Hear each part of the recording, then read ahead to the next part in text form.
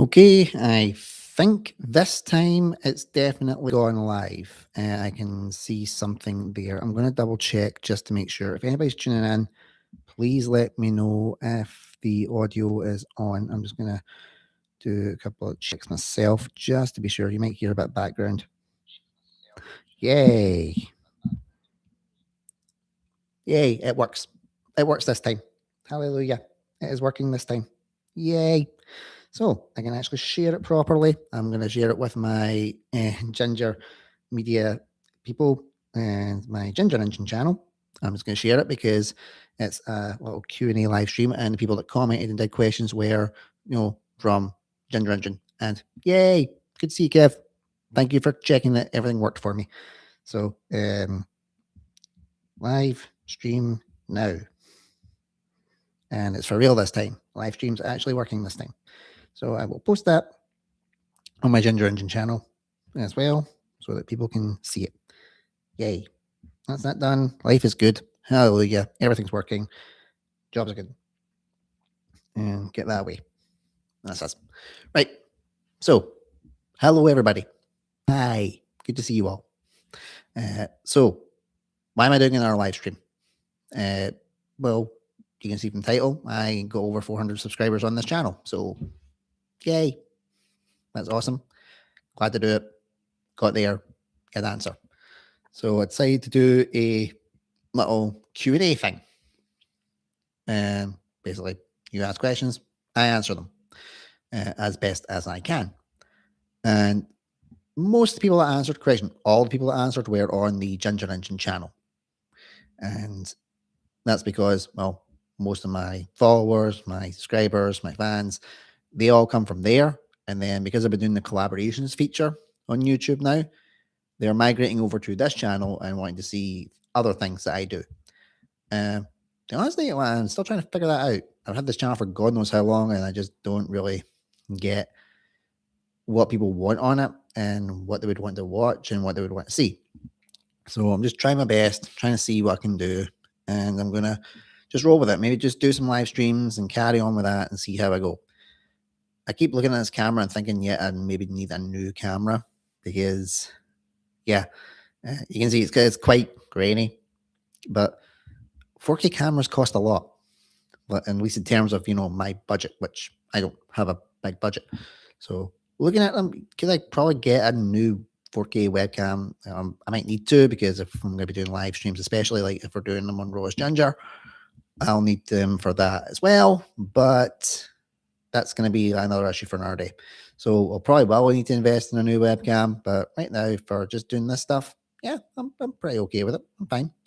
So I'll do these little questions and answers, and we'll see what I can actually get from them. So I'm going to bring up my Ginger Engine community tab.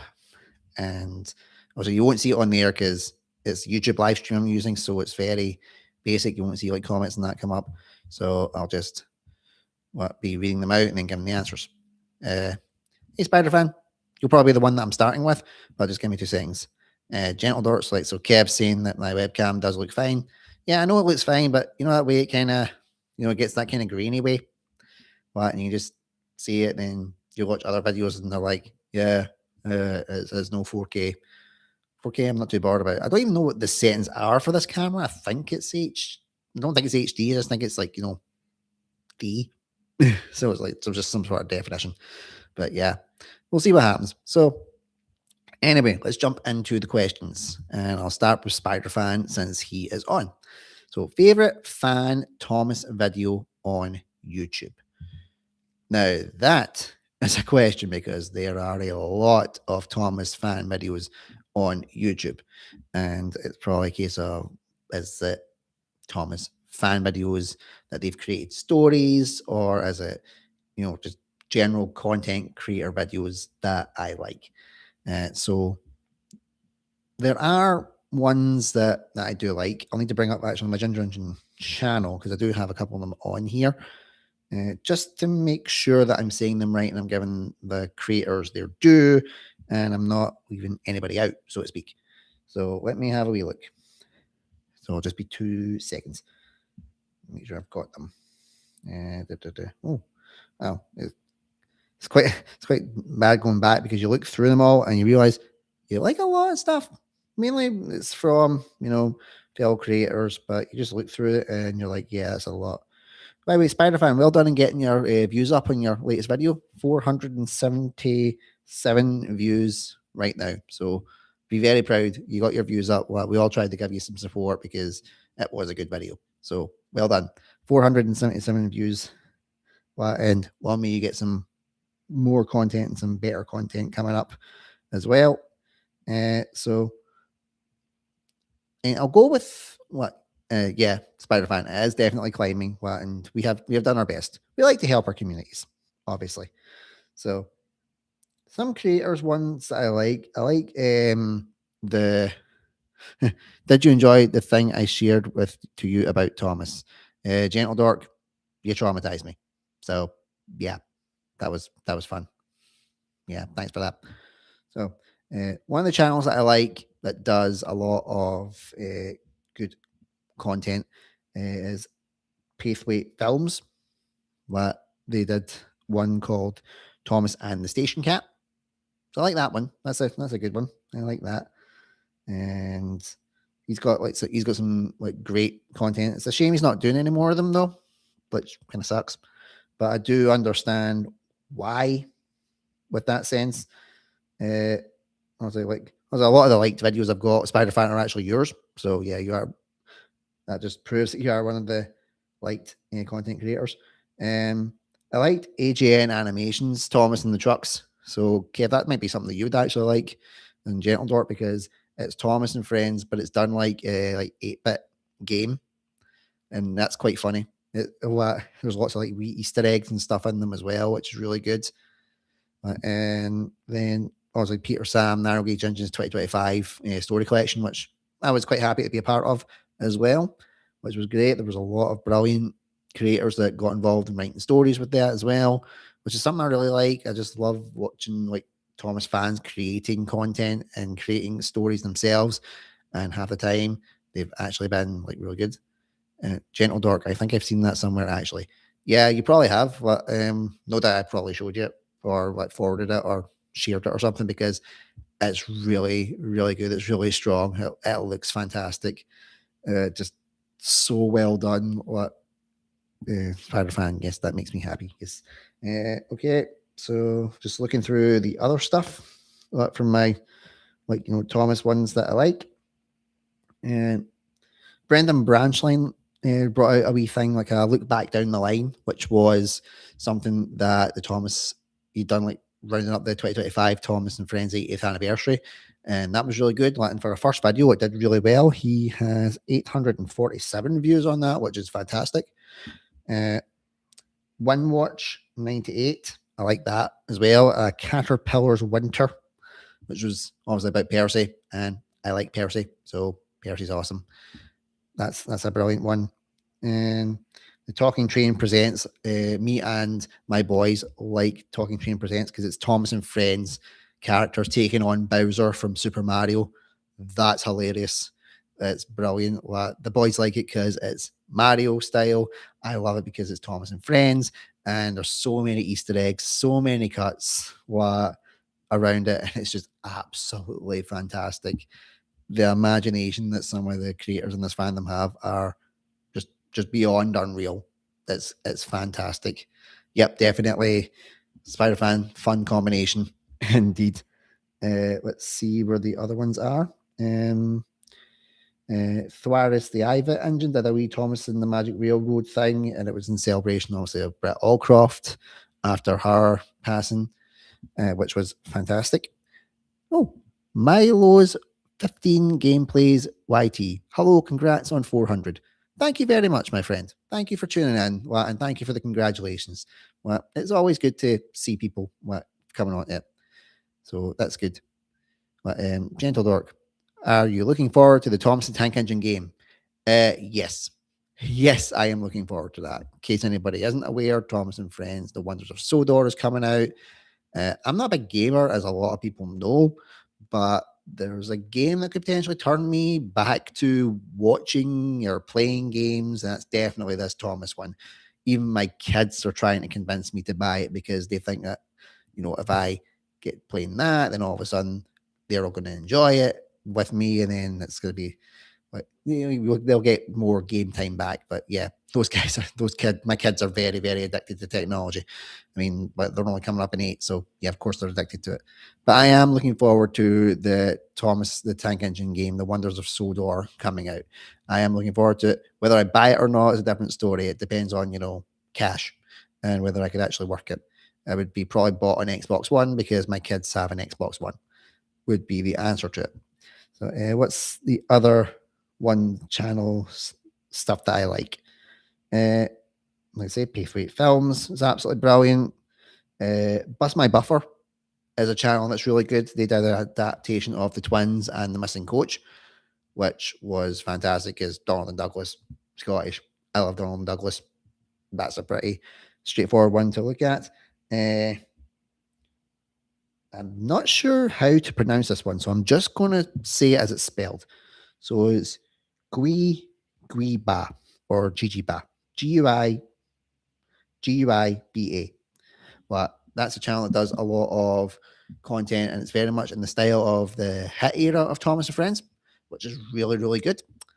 He's done ones like Murdoch Speaks Up, and he's going to be working on like the Loaned Engines series, which is all the engines that were there before the start of the Railway series, which I'm really looking forward to. I think that's going to be a great series.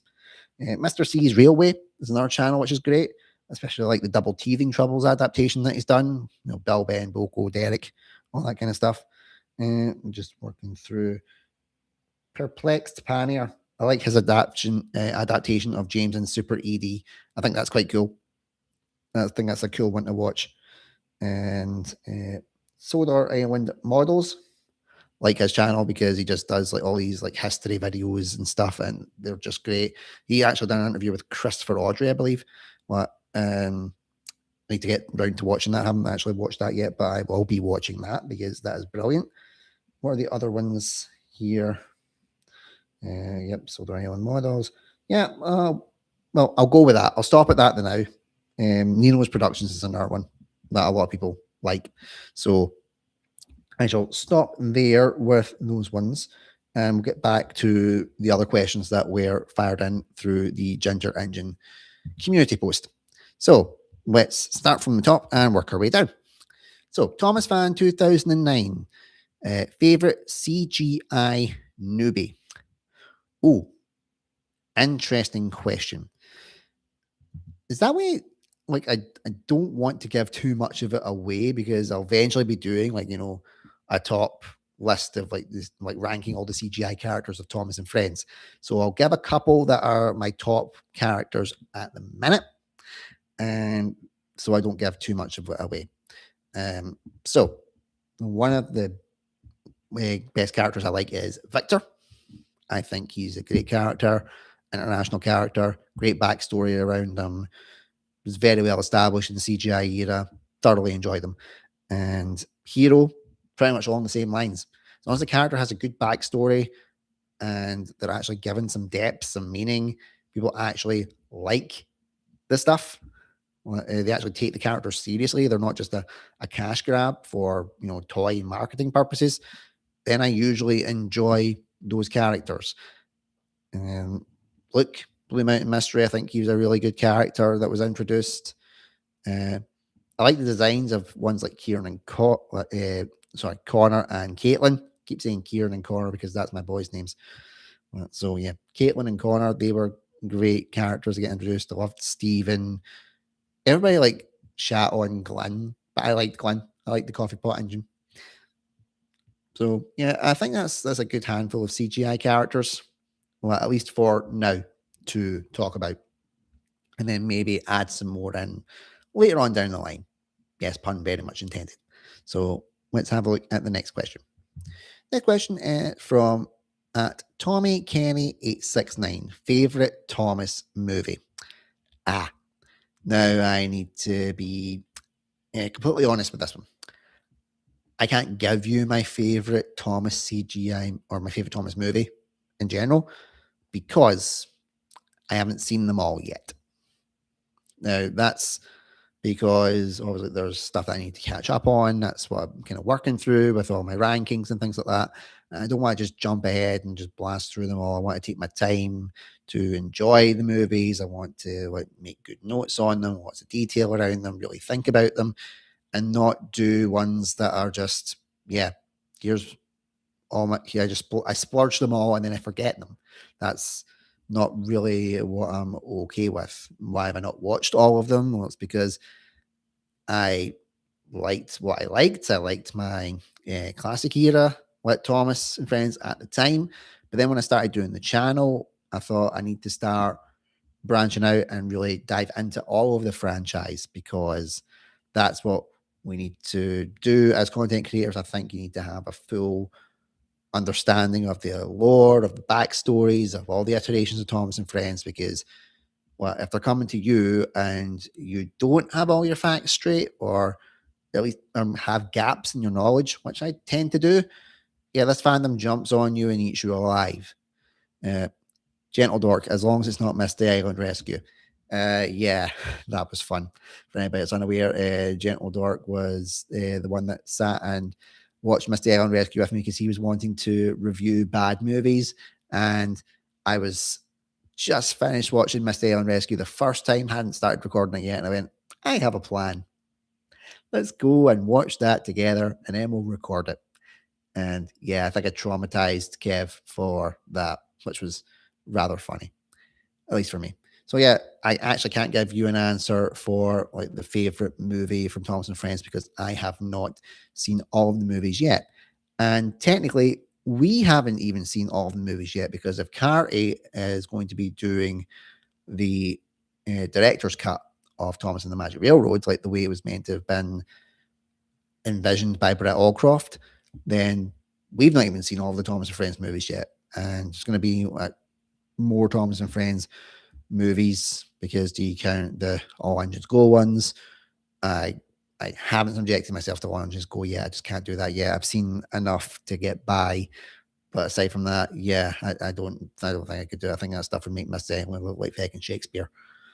And then obviously we've got the 2026 reboot, and there's going to be a movie that's going to be coming out along that line as well. So yeah, there's going to be a lot of stuff around the fandom to cover, and yeah, it means more content for me. So that'll work out well. And also means I can probably get more subscribers on this channel as well, because again, the collaboration feature has been fantastic for me. I collaborate in the sense of I do my Ginger Engine ones, and then I go, okay, add the collaborate button for my channel, this one that you're watching right now, because, well, I'm me. I am creating it just on a different channel. And then they come over and do subscribes here, which is why I'm starting these live streams so I can try and engage with the people in the communities that are wanting to come over and interact with me. Because I had to stop doing the community posts because I was getting abuse on this channel for, well, reasons that everybody talked about. And yeah, it's interesting. So Gentle Dork, yes, I did traumatize him. Yeah. I think anybody watches Misty Island Rescue has to have like if you drink, you have to have a stiff drink afterwards. And I watched that sober. So yeah. Spider-Fan 2003. Wild, you still have 9 seasons and 7 movies to talk about. Do I? Do I have all that to talk about? I've got King of the Railway, got Adventure Begins, I've got Tale of the Brave, I've got Sword Legends of the Lost Treasure. That, yeah, pretty much. I say I've seen most of the seasons. The only season that I've not watched, well, I'm brand new to, is season 16. Because I've seen season 17, 18, 19, 20, couple of it, a few episodes of season 21, because that's when the DVDs just stopped over here in the UK, and I don't get why. I don't understand why they've not done the full seasons of like season 21 and 24, but still brought out Big World, Big Adventures, the movie. Don't understand that. That's proof that Mattel just don't have a fucking clue in my eyes at times. But yeah, I still have a lot to talk about when it comes to Thomas and Friends, and trying to find all the seasons is going to be, it's going to be fun on the bun. Let's just say that. I think you can still get some of the Big World, Big Adventures eras seasons on Netflix in the UK here, and then obviously you've got All Engines Go. So yeah, it's going to be interesting. But yeah, I've got lots of stuff to still talk about. And that's my kind of my backlog. But for if there's times where I don't have any content to talk about or there isn't any latest Thomas and Friends news. So that's why when people keep going, we're season 16, where is this? So Sunny Joe, Starsky. Sunny Joe, great to see you, man. Well, thank you for tuning in. Oh, mate, that's brilliant. Spider-Man 2003, finding some of the seasons was really hard for my ranking video. Yes, this is the whole problem, the whole gatekeeping thing with the Thomas and Friends Mattel stuff. What the hell? Well, we need that for content. Like, yeah, reviewing the 2026 stuff is brilliant. But yeah, it's interesting. And yes, I do know who you are with that one word, what Sonny Joe. I'm just obviously you can't be too careful when it comes to content, content stuff. So you gotta be careful with it. But yeah, Thomas and Friends, I'll be carrying on with a lot of content, a lot of stuff, especially since 2026 is going to be an interesting year for the fandom and the franchise.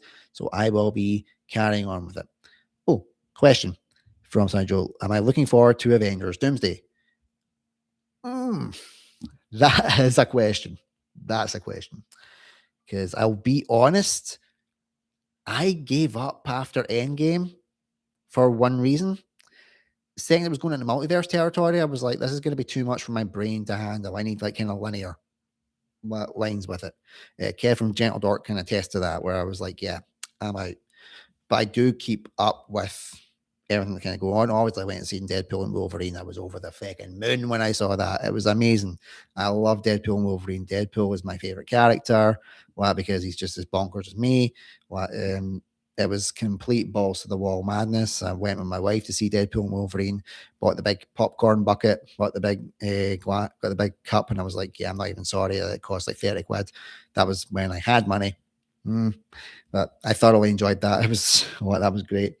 The series, like if it was ones like Daredevil and stuff, I loved the Marvel Netflix series. I loved them. Loved Daredevil. I loved that kind of stuff. So it was brilliant. But in terms of Doomsday, I am a bit worried about that. I'm worried about Doomsday because there's going to be a lot of retconning with this already. We've seen it from the trailer, the wee teaser trailers that are out, or not trailers. They're like Easter eggs or hints, as the Russo brothers are calling them. I am worried. I'm worried that the only thing that they could potentially do is shit the bed with it, especially with this, Robert Downey Jr. as Victor Von Doom. Unless they do it the way the comics were, I'm going to be worried about that kind of stuff. So let me catch up with what's been put in here. Sonny Joe, I like the multiverse stuff. DC done it well with Arrowverse, but post Endgame Marvel has been hit and miss. The fact they need to bring the OG cast back shows it. Yes, I agree with that 100%. I love the Arrowverse. I thought that was a great way to do it. I think if you're doing multiverse stuff, it needs to be like a series because multiverse stuff requires a lot of detail. There's a lot of continuity, a lot of different things that you need to factor in. Arrowverse really did well with it. Don't get me wrong, some of them they kind of went, yeah, there was a bit of hit and miss with it. But Arrowverse handled it really, really well. And they were really on a good streak when it came to it. And I think that's been the problem with it. Basically, since Marvel went to Disney, they've just not had that consistency that Kevin Feige had because he was just the one head overall. He was essentially like the Guardian, like covering everything around it, and it was carrying on and moving through. So Spider-Man 2003, I read a lot of comics for all over the place. Storytelling to not bother me. Yeah, well, that does make sense. That does make sense. Sorry, Joe. I think Age of Ultron watered down that bad guy ever since we've seen it. Felt they never done that story justice. I completely agree. Ultron is meant to be like he was meant to be like one of the big bads, especially in comic kind of lore and stuff. The possibilities, even if they brought Ultron back now, with the way technology is going, especially with the rise of AI and stuff, that would be such a timely way to bring him back to it. That would be fantastic to do. But I don't know. Maybe they've missed the boat with it. I'm not sure because the What If, animated series, I like that because they were essentially like, insular I liked that they were able to carry on with it and just plow through. I think that worked well. Hey, Nowhere Boy Studios, great to see you, buddy. Well, thank you for joining the live stream. Uh, do you like the music group The Monkees? Yes, I do. I've a very eclectic taste in music. I like everything from like 60s pop and like Beatles, things like that, all the way up to a lot of kind of modern day stuff. Well, I say modern day. If when you get to a certain age, you're like, okay, we're done. We're out. You carry on. You carry on with your generation of music. And if our artists bring out new albums, we'll get them.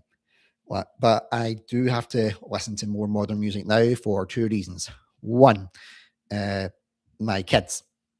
So my kids are doing all that kind of stuff, which is great. They keep up to date with modern music and things. And for the second reason, which I can reveal today, actually, some of you may or may not know, I have been doing some volunteer radio presenting with Avondale Radio. I had a 3-month probation period, and as of today, that probation period was up, and I have been kept on. I am now permanent volunteer radio presenter with Avondale Radio. So I do my show Monday to Friday, 7 a.m. UK time, and I'll be carrying on doing that. So I got to record the VTs and the promos during the week, and that was fantastic to do. I really enjoyed it. So yeah, well, I have to keep up with more music now because I am now officially volunteer radio presenter. So yay, I'm chuffed with that. Okay, let's see what else I have missed in the comments. So yep, do agree, Gentle Dork, need to bring back Ultron. Spider-Fan, have you ever seen the show Avengers Earth Mightiest Heroes? Yes, I have. I've seen that. I thoroughly enjoyed it. I think a lot of animated like shows in terms of like Marvel and DC, well, maybe more Marvel, I would say, what they have done really well with a lot of their stuff. I mean, I was 90s kid, so that was, X-Men, Spider-Man, all that kind of era. They were my Saturday morning cartoons, which was brilliant. So the film was good, just the wrong movie to launch a multiverse from with Spider-Man. Yeah, it's true. And Nowhere Boy Studios, Monkees inspired me a lot with my music. I'm glad to hear it. Very glad to hear it. So let's get to a couple of the other questions from the Ginger Engine community post. So we move on to Sawyer the Red Engine. He just says, can't wait. Okay, yeah. Hopefully I'll watch it. Banoffee Pi VA 4861. What or who is your biggest inspiration? Oof. That is an interesting one. Inspirations. Ooh. From my own family, my Uncle David, my great Uncle David, he was a big inspiration for me. Sadly, he passed away last year, which really, really hit home. It was a tough one to take because I remember when I was a kid, I still don't have a lot of confidence myself, but I really didn't have any back then, was really shy. And when I started doing performing, like acting, singing and stuff, I never felt like there was anybody that I could relate to in that sense. And the only person I could relate to was my Uncle David. He was the one that he played guitar. He did a lot of work in like the clubs down south in Chorley and places like that. And there was like a home video, and it was me just pretending I was asleep at a family function because like family functions, like a lot of noise and stuff, I wasn't good with it, so I would kind of shut down. But then when Uncle David started singing, I would wake up and just watch him singing, and it was just amazing to see. And then he would stop looking at me, and I'd pretend I was asleep again. So having him as a big inspiration in terms of like creating content, creating music, acting, all that kind of thing was fantastic for me to see and enjoy. And it was something that made me feel really good about myself, and I thoroughly enjoyed it. So he is a big inspiration for me. In terms of that, I don't really, there's like celebrities and stuff, I don't really have a lot of inspirations, mainly because if you have a celebrity as an inspiration, 9 out of 10, outside behavior is going to fuck it. Like they'll do something and then you'll realize the mask isn't exactly as good as it once was. And that can be a bit disheartening when you think, oh my God, these are my heroes. And it's like, oh no, they're actually a douchebag. So, well, Uncle David is probably the one that is the kind of best inspiration for me. May he rest in peace. Spider-Man 2003, yes, worst part of celebrity culture. Yeah, when you find out that they're not exactly who you thought they were going to be, that's a bit of a pain in the hole, to say the least. So we'll move on to the next question, and that is a big fan of both of the channels, Abbey Road Fan 94. So he's got there's a double barrel question. So favorite Thomas merch.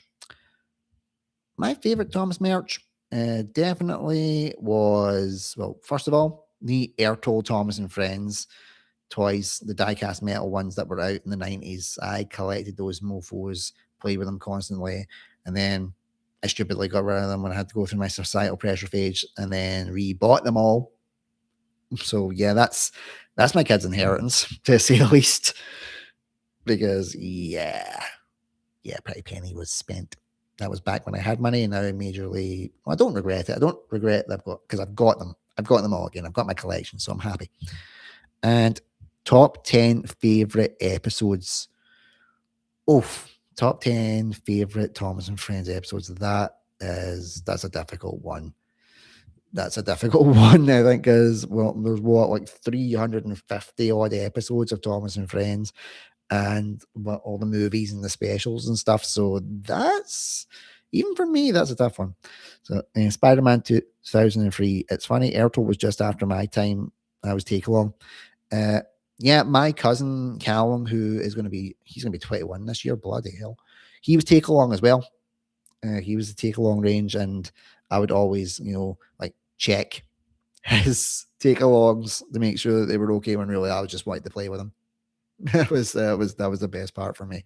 Well, I got to kind of relive my own childhood at that point by just playing with him and playing with his Thomas and Friends take alongs. I don't know if he still has any. In all honesty, I would need to ask. But that'd be an interesting one. Just turning up and going, "Oh, these your take alongs," so I can show them off on my channel. I'm not sure if that would happen. So we'll see what happens with that one. And so.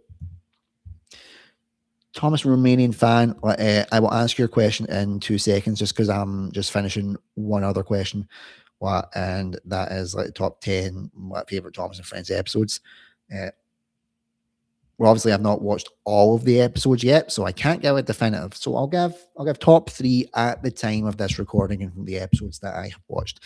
So Escape is one of my favorites. Love that one. Flying Kipper, because that set up what Thomas and Friends could be in terms of its direction, its cinematography, its lighting, its narration, its audio production and work in terms of like its sound and things like that. Edward's exploit, obviously the moral of it, like essentially Edward is like the Captain America of Thomas and Friends because he doesn't give up no matter what adversity is in his way. Grand Puff and Sleeping Beauty, well, I like them as a two-parter because they're just fantastic stories. Love them from the Railway series. Love them, obviously, when it was in season 4 of Thomas and Friends. Just wow, just amazing. So season 5. I'm not the biggest fan of season 5. Everybody raves about it. I'm not the biggest fan of season 5. I do have more appreciation for it now, but yeah, I think because I came to it late to the dance. So. But there are great episodes on it on season 5. Not gonna lie. Thomas Percy and Old Slow Coaches, a nice sentimental and action one, so it's got a good bit of both. Season 6. Season 6. Well, it's one of the ones where you try and pick what you can. I like Twin Trouble, Donald and Douglas, even though it can be a bit. But it's Donald and Douglas, Scottish twins. What can we say? And what else? Season 7. Season 7, I liked Murdoch's Peace and Quiet episode. I like the episodes with Arthur, obviously, like Spotless Record, even though there's some issues. I think Thomas was just a massive dick with that one. So they're interesting. But if you want to find out, like, any other ones, go to my Ginger channel, watch my ranking videos, and watch that. You'd have better answers than just me rambling on in a live video. So let's get to Thomas Romanian fans. First question: how does it feel being a father and husband as a Thomas fan? Doesn't bother me. Not really. If I feel the same way about being a Thomas fan as a husband and father as I did when I was a kid and being a Thomas fan. It's my thing. It's what I like. It's what I will continue to like. It's never going to change. I love Thomas and Friends as a franchise. I've always loved it. I've never, when I was a teenager, I had to hide the fact that I still liked it because, high school was hard enough getting the crap kicked out of me 2 to 3 times a day just for being Ginger and a performing arts student. It was even worse if they found out you were a Thomas and Friends fan as well. But that was the late 90s, early 2000s. That was the sign of the times. Did something that was different, you get beat up for it. So I like being a Thomas fan now because I'm now getting to the age where I'm going to be 39 this year. So I've got one more year of my 30s and then I'm going to hit 40. And I'm at the stage where I don't give two flyings about it. Well, I'm a Thomas fan. I create videos around Thomas and Friends. I love being a Thomas and Friends fan. And my kids, they did what we call the normal cycle, where they started out liking it when they were babies, a little bit toddlers, and they're not a big fan of it now. They've moved on to other things, and I'm okay with that. I'm fine with that. It doesn't bother me. Like that's what they like. That means I get new experiences with them to watch things that they like, which is great. But I'll always have those little moments where I get to watch stuff. Like, for example, when the Down the Mine pilot came out last year, I sat my boys down and my wife, and we all watched it together. And they did it purely because they knew they were going to see a huge smile on my face, and I was over the moon. So it's got its plus points and its negative points. Sometimes my wife can really she just face plants. I think that's why we only live together part time now. Well, she just can't put up with me when I'm in that time mode. That means I can just come here and do my content creation and get peace and quiet. So I'm okay with that. Yeah. Well, I'm glad that I'm back in the Thomas and Friends community now that there actually is a Thomas and Friends community, because there never really was one that we could access when I was younger. So it makes me feel better. Spider Fan 2003, do you think you could rank every Thomas episode? That's interesting. Well, I say this because, like, you, Spider Fan, you did rank every Thomas and Friends episode, and you did it over like 4 parts, and it did great. You did very, very well with it. I don't know if I could do that. Would I like to attempt it? Yes. Could I do it? I'm not sure. Well, the first part is obviously I've not seen them all yet.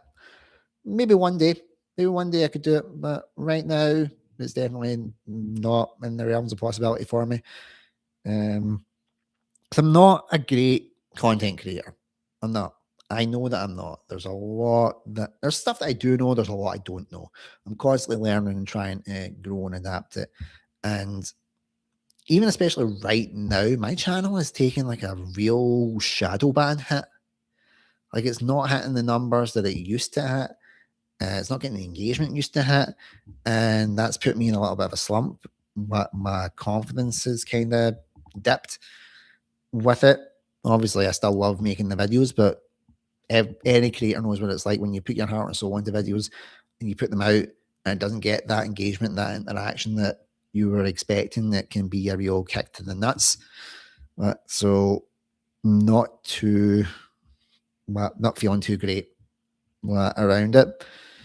So I would only invest my time in something that I knew was going to be like a surefire like success, because if it doesn't get that type of thing for me, I'm losing time with my family that I can't get back, and that time's precious to me. Because again, I only I don't see my family full time anymore. I only really see them part time. I'm getting to see them a bit more now just because family circumstances have changed a little bit, which is why I'm having to sort bits and pieces here and there. But I would only like really deep dive into something if I knew there was going to be like a real payoff for it. If there isn't a payoff for it, then I'm not going to invest the time at that point. Well, until because the media company is now starting to grow a bit more, and if I want to try and really get all hands on deck with it, I need to move forward. And I really need to try. And if it doesn't get that, then it can really be like a massive hit. Gentle Dork, I completely understand the confidence hit. It's affecting me big time. I do get that, Kev. I do get it. It's a struggle. Because performers are one of the most kind of underconfident and overly sensitive. If that makes sense, it's not obviously meaning to be offensive to any like creators or performers. That's just kind of it's in our makeup. We try so hard to be like the big presence, the big confident people that we want to be.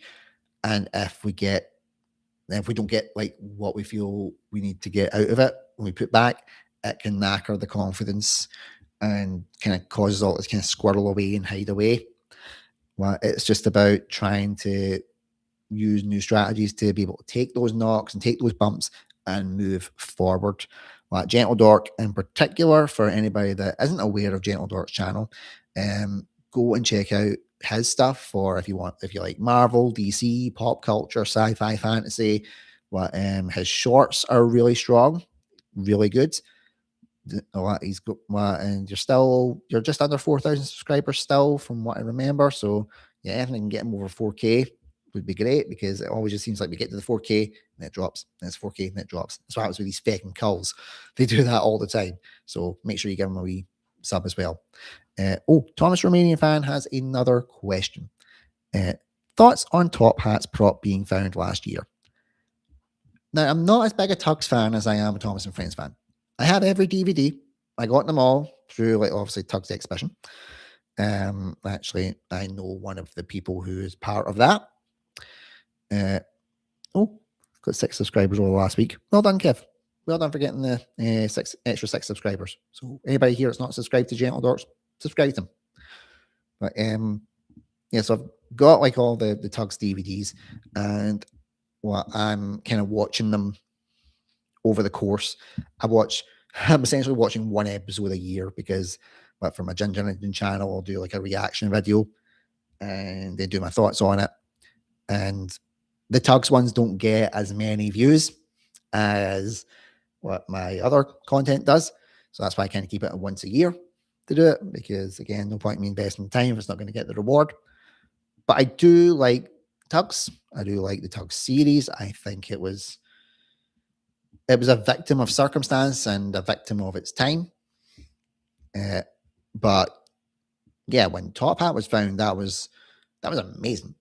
That's an event that everybody was like, "Way, we got it." They found it, and it was just nice to know that Top Hat was safe. He was looked after, and he could join the rest of the fleet. Getting that was just was a moment in itself. It was a moment in time, much like the Down the Mine pilot was a moment in time, much like the Wooden Railway pilot. That was a surprising one, and I would actually love to see like a wee just Wooden Railway mini series. That was not easy to say. I'd love to see that come out at some point, just to see what they could do with it. Okay, so let's move back to the questions from the Ginger Engine community page. Ronan77. If you were any Thomas character, who would it be and why? It's interesting. My kids would definitely be Donald and Douglas. No, they'd be Bill and Ben right now, because they're twins and they're young and they're cheeky and they're just hilarious. So my kids would be Bill and Ben right now, and hopefully they would grow into Donald and Douglas, but smart, not taking any crap, but always have each other's backs. Uh, I think my personality is probably actually more Duncan because I'm very much a plain speaking engine. I speak as I find. I also think I'm a bit of Duke as well because I'm the grandpuff of the fandom. I'm the old guy of the fandom, so I'm definitely a grandpuff in that sense. Like I've got my grumpy personality about me, but I think I still have a little bit of twinkle in my old eyes right now. Um, my favorite character is obviously Percy. That's my profile picture for Ginger Engine because I always liked his kind of cheeky childlike nature and how like he could always just get himself into trouble because of his naivety, which was definitely me. But it was something that happened to me a lot. Gentle Dork, I'm totally Gordon. Interesting. I said you were more Henry. I think you're more Henry. Like you got the grumpy natures about you, but you're also like strong, powerful. So I would go Henry. Well, for you. But if you think you're a Gordon, cool, respect it.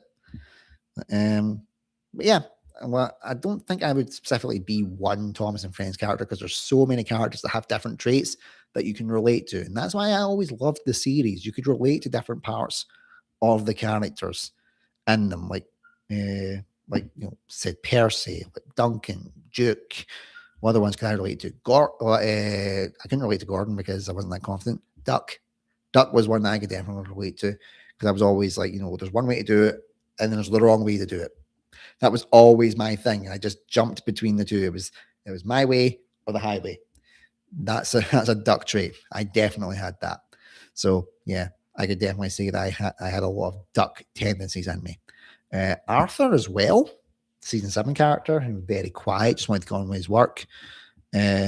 Always upset when his spotter's record went up the spout, but just tried to carry it, just shrug it off and carry on. Murdoch as well, very much wanting his peace and quiet. I definitely need peace and quiet because my head just goes at times. So I can understand that one too. So that's the good parts about the Thomas and Friends canon and the Railway series canon. What you could pick parts of these characters and you could totally relate to them.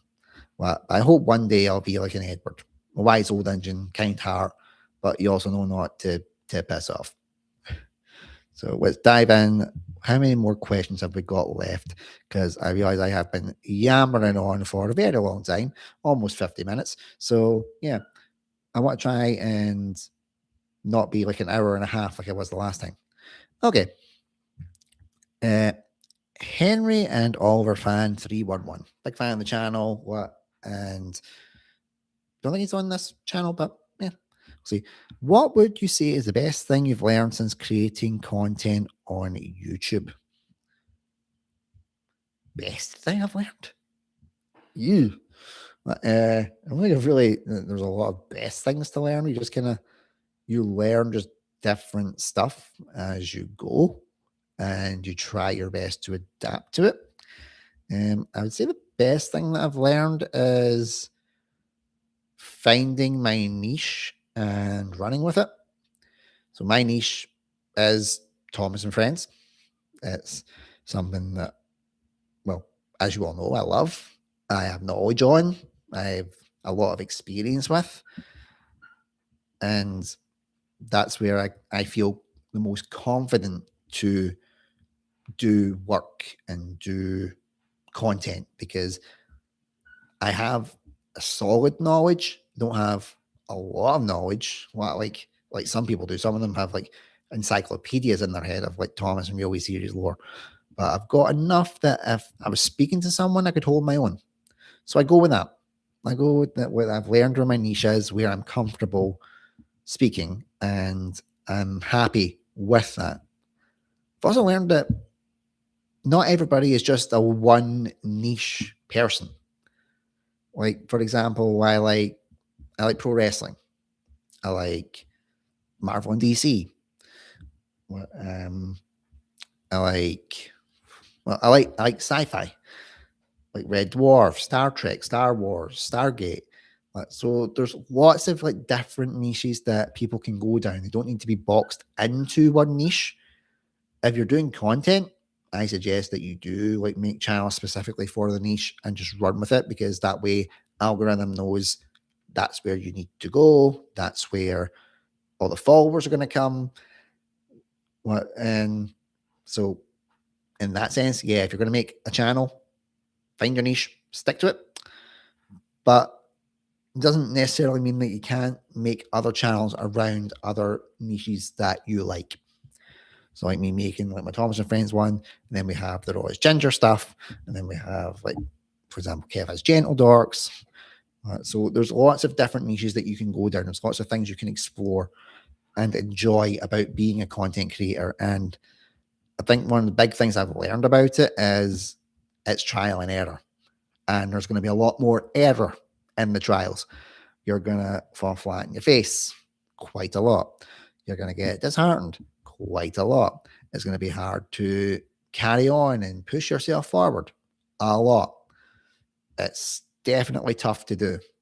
It's anybody that says that YouTube is easy, they just don't know YouTube. They don't know content creation. They don't know, especially what it's like for older generations to start doing content creation. Younger generations, they grew up with it. They've grown up with the technology. They've grown up with learning about search engine optimization, algorithms, all this kind of stuff, and creating videos that are quite short and snappy, that can hold audiences' attention, all this kind of thing.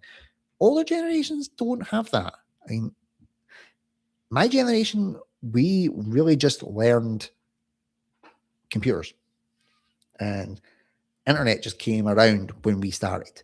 It was back in the days of like MySpace, MSN Messenger, all that stuff.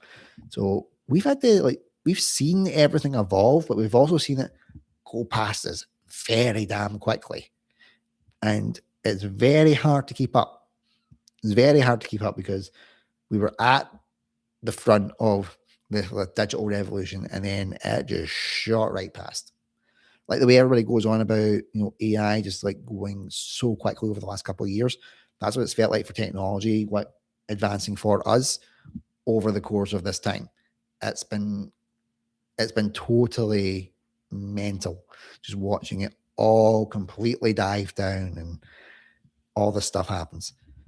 Oh, hello, Banoffee Pie, VA. I did answer your question, in case you're wondering. I did answer your question. So I'll go back and just give you a quick recap for what or who was my biggest inspiration. It was my great uncle David. He was my biggest inspiration because he was the only other real performer at the time in my family that I could look to when I didn't have confidence in it. And thanks to him, it made me feel less alone and carry on doing like performing and stuff. So yeah, he was my biggest inspiration. Definitely. I hope everyone's having a good day, and thank you for answering my question. Well, you're very welcome. I've answered almost all of the questions over this live stream. I've got one more to go. So I was currently answering, what would you say is the best thing you've learned since starting to create content on YouTube? So a lot of that is around, just being, like, just getting to find my voice in a niche that I've liked and loved for a long time, which was Thomas and Friends. Not being afraid to actually use my voice and voice my opinions on it. Although sometimes it can get me in a bit of bother. That's what happens when you're a redhead. Yeah, the ginger hair just provokes hostility in people. It's basic psychology. Learning that, not everybody is a one niche band. For YouTube channels, yes, you need to be, so you can just drive all the algorithms and all this kind of stuff. But we can all like different things, and that's okay. One of the other things I was talking about, So I've covered that. So you did good as Harold in the Day of the Diesel's rewritten version. Oh, thank you. I do like doing my Thomas and Friends voices. I was good with Harold because I always read the Harold, my Thomas and Friends story library book, to my kids at bedtime, and they loved my Harold voice. So I would always read it to them. So I got better at that.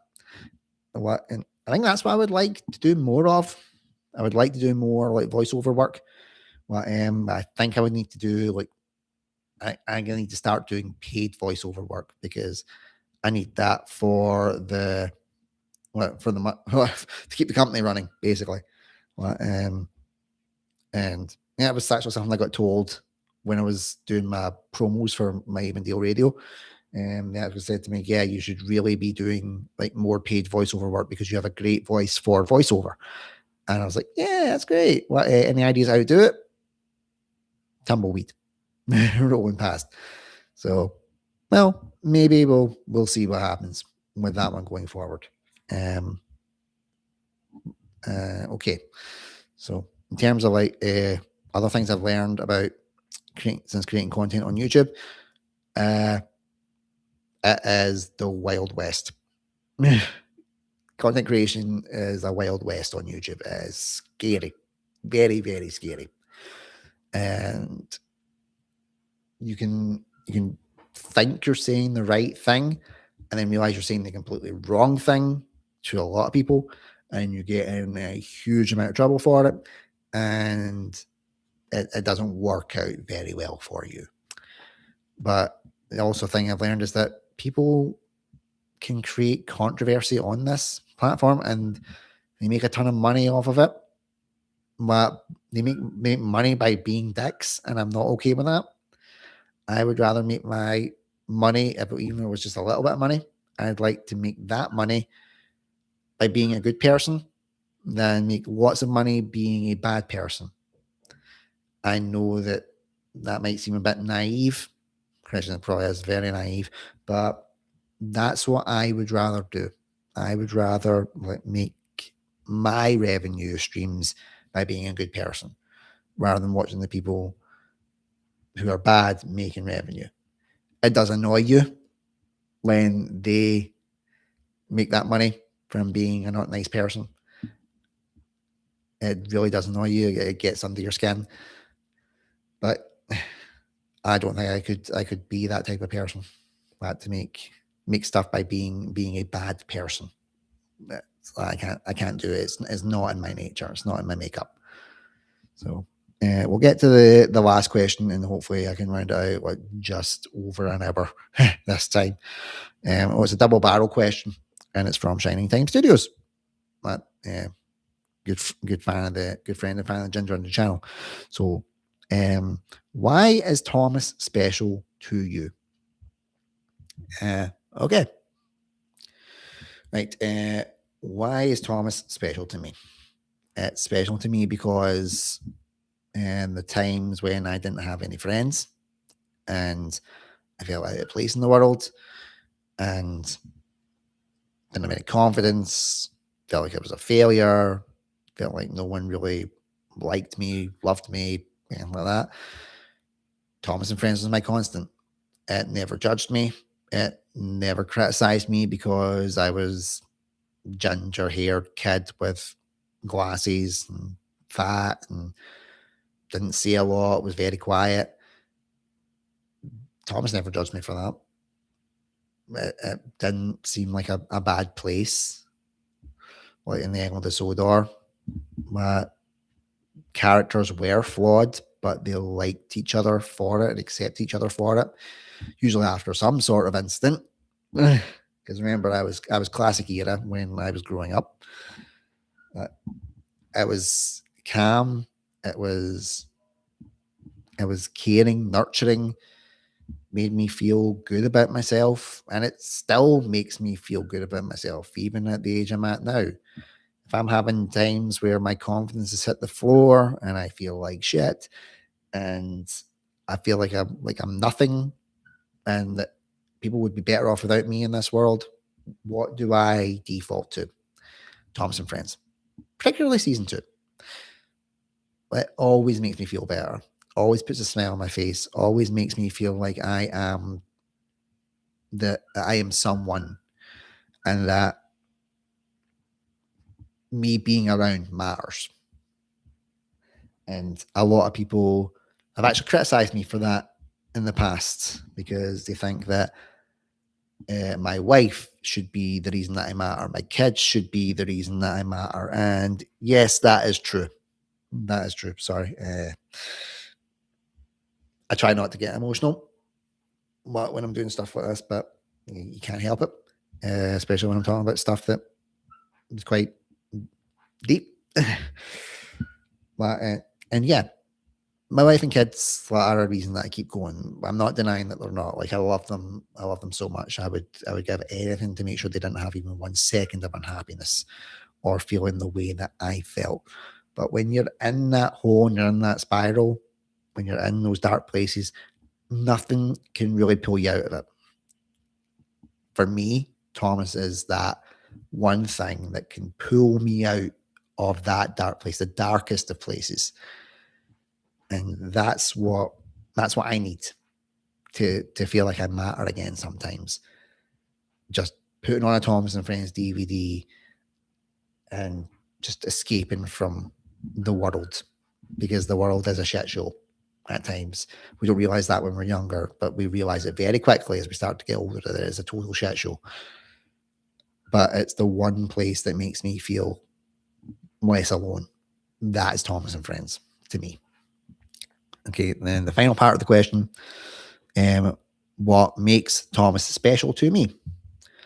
Well, what makes the Thomas and Friends show special to me is that it can bring me out of those dark places and brings a lot of people out of those dark places. It's a community where, yes, it has its flaws. It has quite a lot of flaws at certain points. And it can be quite scary. It can be quite intimidating. It can be quite hostile. But at the same time, it's also one of the best communities that I have ever been a part of. And one where I don't feel like I'm on the bottom rung of a community. What I mean by that is that when you're in any type of community thing, there always seems to be a hierarchy. And I've never felt like I could break out of like the bottom of the hierarchy when it comes to that. I always feel like I'm always the one that's kind of kicked down to the bottom, like given like that kind of like you don't know what you're talking about. You talk crap. You don't know anything. All that kind of stuff. And I feel like that with a lot of things that I talk about and that I try and relate to in a way. But with Thomas and Friends, in that community, I don't feel like there's a hierarchy. I mean, there's big creators in the community that we know of. Like guys like Unlucky Tug is the prime example. There's big creators in that sphere. But it never feels like an uneven playing field. The uneven playing field is YouTube. Well, for Thomas Friends creators trying to get your stuff out. But that's because there's 2 billion accounts on YouTube that are active. There's a lot more that are inactive. But you don't feel like you are part of like some sort of hierarchy in Thomas and Friends community. You all feel like you all have an equal say. You all have your opinions. Most of the time they're respected. Most of the time they're not, because there's some people that are just arse bandits. This is sorry, my brain farted when it came to try and think of a better insult.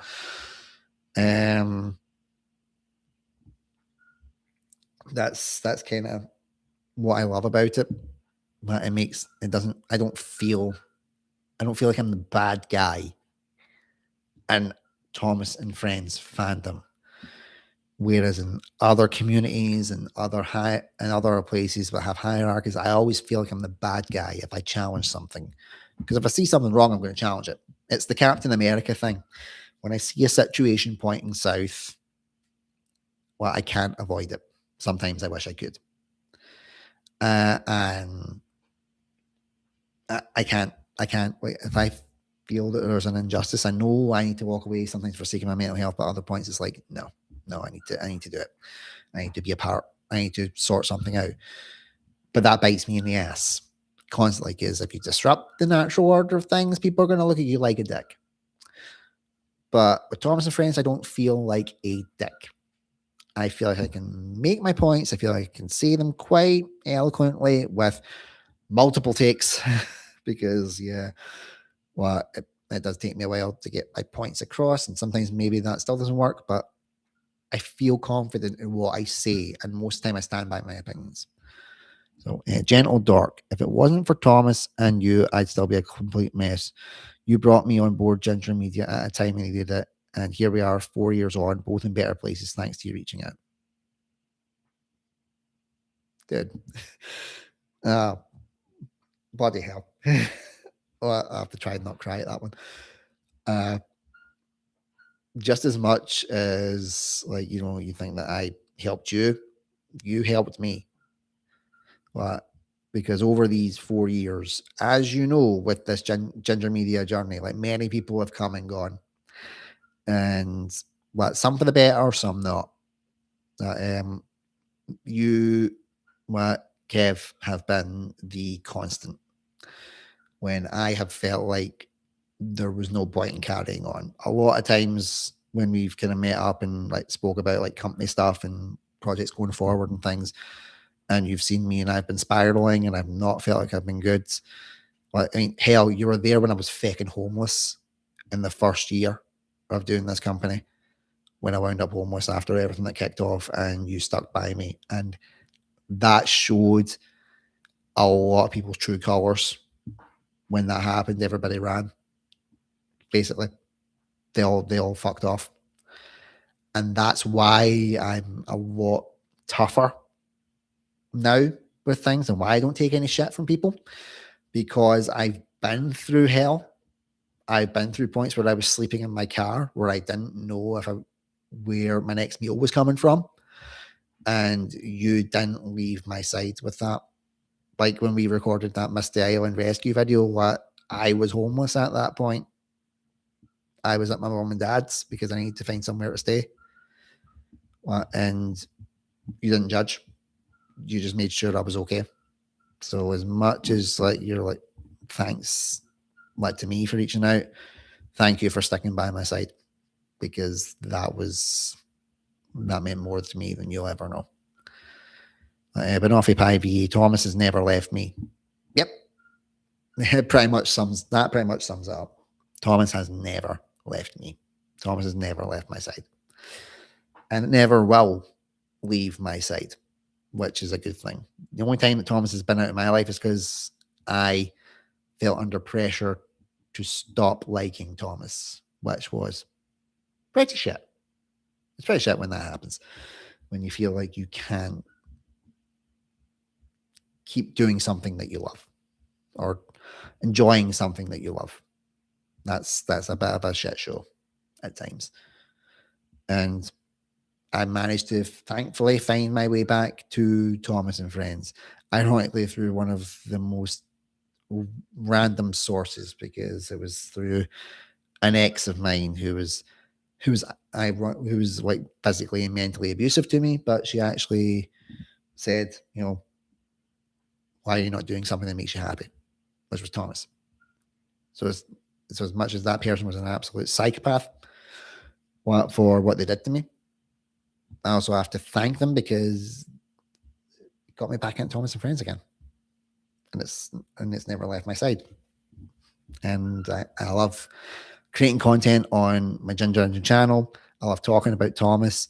I love going on to find out what the latest conversation points are and trying to come up with like videos around it. And I think that's why I love Thomas and Friends so much. I can keep creating content, relevant content around it. I don't feel like my well is running dry.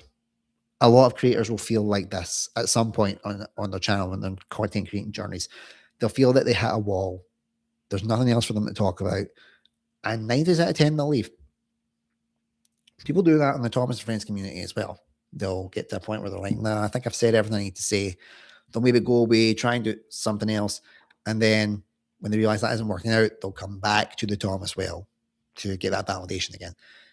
I don't feel like I can leave that Ginger Engine channel because I don't feel like I have like a dry well of conversation around it.